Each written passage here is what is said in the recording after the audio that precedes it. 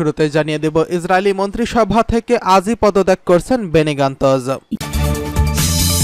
জানিয়ে দেব, বিশ্বের বহু দেশ পশ্চিমা আধিপত্য মোকাবিলা করতে চায় ঘোষণা রাশিয়ার প্রেসিডেন্টের। এছাড়া রয়েছে, পিছু হটেছেন ম্যাক্রন, ইউক্রেনের সেনাবাহিনীকে প্রশিক্ষণ দেওয়া হবে। জানিয়ে দেব, ইসরায়েলকে অনেক আগেই কালো তালিকাভুক্ত করা উচিত ছিল বলেছেন মাহমুদ আব্বাস। সর্বশেষ জানিয়ে দেব, ইসরায়েলের সঙ্গে সম্পর্কের প্রতিবাদে গায়ে আগুন দিলেন জর্দান যুবক। ইসরায়েলি মন্ত্রিসভা থেকে আজই পদত্যাগ করছেন বেনি গান্তজ। ইহুদিবাদী ইসরায়েলের যুদ্ধবাজ প্রধানমন্ত্রী বেনিয়ামিন নেতানিয়াহু যুদ্ধকালীন মন্ত্রিসভা থেকে আজই পদত্যাগ করতে পারেন ন্যাশনাল ইউনিটি পার্টির নেতা বেনি গান্তজ। তিনি তেল আবিবে এক সংবাদ সম্মেলনে মন্ত্রিসভা থেকে পদত্যাগের ঘোষণা দেবেন বলে হিব্রু ভাষার সংবাদ মাধ্যমগুলো জানিয়েছে। জনমত জরিপে দেখা গেছে, নেতানিয়াহু সরকারের পতন ঘটলে এবং আগাম নির্বাচন হলে গান্তজের প্রধানমন্ত্রী হওয়ার সমূহ সম্ভাবনা রয়েছে। ইসরায়েলি পার্লামেন্ট ভেঙে দিয়ে আগাম নির্বাচনের দাবি জানিয়ে ন্যাশনাল পার্টির গত সপ্তাহের পার্লামেন্টে একটি বিল উত্থাপন করেছে।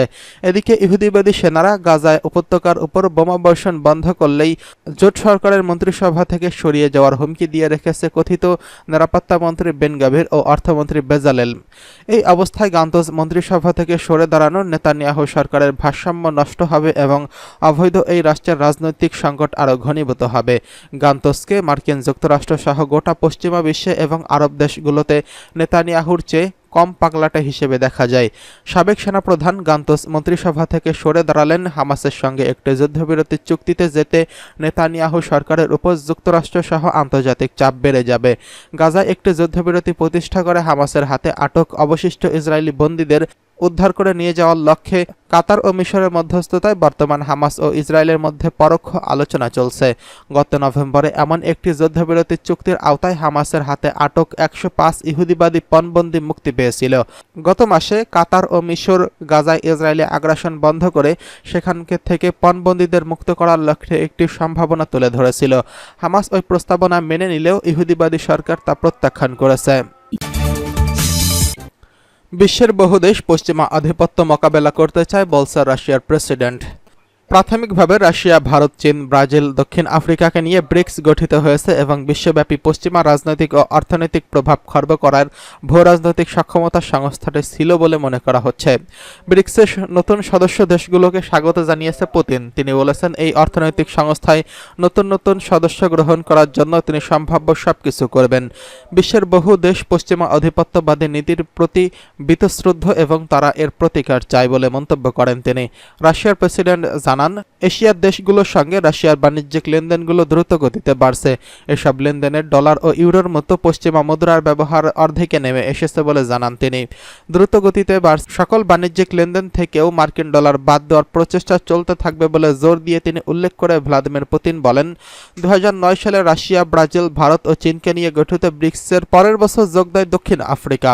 2023 সালের গোড়ার দিকে সংস্থাটিতে মিশর, ইরান, ইথিওপিয়া ও সংযুক্ত আরব আমিরাত অন্তর্ভুক্ত হয়। Brunei, Bangladesh, Cambodia, Indonesia, Laos, Malaysia, Myanmar, Philippines, Singapore, Thailand ও ভিয়েতনাম সহ বিশ্বের আরও অন্তত 44টি দেশ ব্রিক্সের সদস্য পদ পাওয়ার জন্য আবেদন করে রেখেছে। ব্রিক্সভুক্ত দেশগুলোর মোট জনসংখ্যা 350 কোটি। এসব দেশের সম্মিলিত অর্থনীতির পরিমাণ 28.5 ট্রিলিয়ন, যা বিশ্বের অর্থনীতির 28%। রুশ প্রেসিডেন্ট মার্কিন যুক্তরাষ্ট্রের সমালোচনা করে বলেন, সাম্রাজ্যবাদী শক্তির বিরোধী শক্তিগুলো ও দেশগুলোকে বাগে আনতে হলে ডলারের মাধ্যমে সৃষ্ট অর্থনৈতিক ব্যবস্থাকে হাতিয়ার হিসেবে ব্যবহার করা যায়। তিনি বলেন, বিকল্প মুদ্রার নামে ডলারের এই একচাটিয়া আধিপত্য খর্ব করা হবে। এদিকে পিছু হটলেন ক্যামেরন, ইউক্রেনের সেনাবাহিনীকে প্রশিক্ষণ দেওয়া হবে বলে জানিয়েছেন। রাশিয়ার বিরুদ্ধে যুদ্ধ করার জন্য ইউক্রেনের ন্যাটো সৈন্য মোতায়েন করা হবে বলে বেশ কিছুদিন ধরেই ফ্রান্সের প্রেসিডেন্ট যে বাগাড়ম্বর করে আসছিলেন তা থেকে পিছু হটে গেছেন তিনি। ইমানুয়েল ম্যাক্রো এবার বলেছেন, রাশিয়ার বিরুদ্ধে যুদ্ধ করতে রাশিয়ার প্রশিক্ষণ দেওয়ার জন্য একটি জোট গঠনের চেষ্টা করেছেন তিনি। ম্যাক্রন শুক্রবার প্যারিসে সফররত ইউক্রেনের প্রেসিডেন্ট ভ্লাদিমির জেলেনস্কির সঙ্গে সাক্ষাৎকারের পর সাংবাদিকদের বলেন, আমরা ইউক্রেনের সেনাবাহিনীকে প্রশিক্ষণ দেওয়ার জন্য একটি জোট গঠনের চেষ্টা করছি এবং বেশ কিছু শরিক দেশ এই ব্যাপারে তাদের সম্মতি জানিয়েছেন। আগামী কয়েকদিনের মধ্যে এই জোট সম্পন্ন হবে বলে দাবি করেন তিনি। তবে ফ্রান্স ছাড়া আর কোনো দেশ সম্ভাব্য এই জোটে থাকবে সে কথা উল্লেখ করেনি ফরাসি প্রেসিডেন্ট। এতদিন ধরে ইউক্রেনের ন্যাটো সৈন্য মোতায়েনের যে কথা তিনি বলে আসছিলেন তাতেও তেমন কোনো দেশকে সাড়া দিতে দেখা যায়নি। এমনকি ওয়াশিংটন তার এই পরিকল্পনার সরাসরি বিরোধিতা করছে। ফ্রান্সের ওই পরিকল্পনার বিরুদ্ধে রাশিয়া কড়া হুঁশিয়ারি দিয়ে বলেছিলেন, ইউক্রেন যুদ্ধে পাশ্চাত্য সরাসরি হস্তক্ষেপ করলে তৃতীয় বিশ্বযুদ্ধ বেঁধে যাবে। প্রেসিডেন্ট ম্যাক্রন এখন মনে করেন, ইউক্রেনে সরাসরি সেনা পাঠানোর পরিবর্তে সামরিক প্রশিক্ষক পাঠালে রাশিয়া ততটা ক্ষুব্ধ হবে না। তিনি বলেন, আমরা রাশিয়ার বিরুদ্ধে যুদ্ধরত অবস্থায় নেই। আমরা ইউক্রেনকে রাশিয়ার বিরুদ্ধে সক্ষম করে তুলতে আমাদের সর্বোচ্চটা দিতে চাই। এদিকে ইসরায়েলকে অনেক আগেই কালো তালিকাভুক্ত করা উচিত ছিল বলছে মাহমুদ আব্বাস। গাজা উপত্যকার শিশুদের উপর বর্বর হামলার কারণে ইসরায়েলি সেনাবাহিনীকে কালো তালিকাভুক্ত করার বিষয়ে জাতিসংঘের সিদ্ধান্তে সন্তোষ প্রকাশ করেছেন ফিলিস্তিনের স্বশাসন কর্তৃপক্ষের প্রেসিডেন্ট মাহমুদ আব্বাস। তিনি বলেছেন, অনেক আগেই ইসরায়েলকে কালো তালিকাভুক্ত করা উচিত ছিল। জাতিসংঘে নিযুক্ত ফিলিস্তিনের রাষ্ট্রদূত রিয়াদ মনসুর ইহুদিবাদী ইসরায়েলের সেনাবাহিনীকে লজ্জার তালিকায় যোগ করাকে সঠিক পদক্ষেপ হিসেবে মনে করেন এবং বর্ণনা করেন। তিনি বলেন, ইসরায়েলকে এই লজ্জার তালিকাভুক্ত অন্তর্ভুক্ত করলে তাদের হামলা নিহত শিশুদের জীবন ফিরে আসবে না কিংবা পঙ্গু হয়ে পড়া মানুষের ক্ষতি পুষিয়ে নেওয়া যাবে না। এক্স হ্যান্ডেলে রিয়াদ মনসুর আরও বলেন, এটা সঠিক নির্দেশনা একটি গুরুত্বপূর্ণ ধাপ।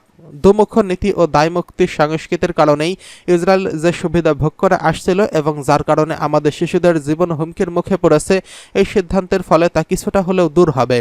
অন্যদিকে স্বশাসন কর্তৃপক্ষের জ্যেষ্ঠ কর্মকর্তা রিয়াদ মালিকি এক বিবৃতিতে বলেছেন, অনেক বিলম্বে এমনটা হওয়া উচিত হয়েছে।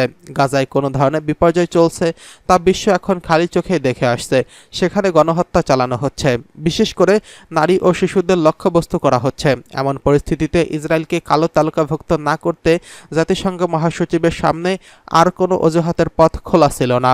এদিকে ইসরায়েলকে কালো তালিকাভুক্ত করার সিদ্ধান্তকে স্বাগত জানিয়েছে শিশুদের অধিকার নিয়ে কাজ করা আন্তর্জাতিক সংস্থা সেভ দ্য চিলড্রেন। সংস্থাটির মানবিক নীতি ও পরামর্শ বিষয়ক বিভাগের প্রধান আলেকজান্ডার সায়ের বলেছেন, জাতিসংঘে এই ইসরায়েলের জবাবদিহির মুখে দাঁড় করাতে পথ তৈরি করতে হবে। তিনি আরও বলেছেন, সত্যিকারে এটি লজ্জাজনক যে আন্তর্জাতিক সম্প্রদায় এখন পর্যন্ত গাজা যুদ্ধের অবসান ঘটাতে পারল না। গাজায় স্বাস্থ্য কর্তৃপক্ষের তথ্য অনুযায়ী এই উপত্যকায় গত বছরের 7 অক্টোবর থেকে ইসরায়েলি বাহিনী হামলায় এই পর্যন্ত 36,700 জনেরও বেশি নিহত হয়েছেন। এরই মধ্যে শিশু 15,571টি। এদিকে ইসরায়েলের সাথে সম্পর্কের প্রতিবাদে গায়ে আগুন দিলেন জর্দান যুবক। জর্দানের সরকারি ভবনের সামনে নিজ শরীরে আগুন দিয়েছেন এক যুবক। গাজায় গণহত্যা চালানো সত্ত্বেও ইসরায়েলের সাথে জর্দানের সম্পর্ক স্বাভাবিক রাখার প্রতিবাদে তিনি আগুন লাগিয়ে আত্মহত্যা করেছেন বলে জানা গেছে। শুক্রবার মধ্যপ্রাচ্য ভিত্তিক সংবাদ মাধ্যম মিডল ইস্ট মনিটরের এক প্রতিবেদনে এই তথ্য জানানো হয়েছে। প্রতিবেদনে স্থায়ী সংবাদ মাধ্যমের বরাত দিয়ে বলা হয়েছে, বৃহস্পতিবার দিবাগত রাতে জর্দানের দক্ষিণাঞ্চলীয় শহর আকাবায় একটি সরকারি ভবনের বাইরে এক ব্যক্তির নিজ শরীরে আগুন ধরিয়ে দিয়েছেন।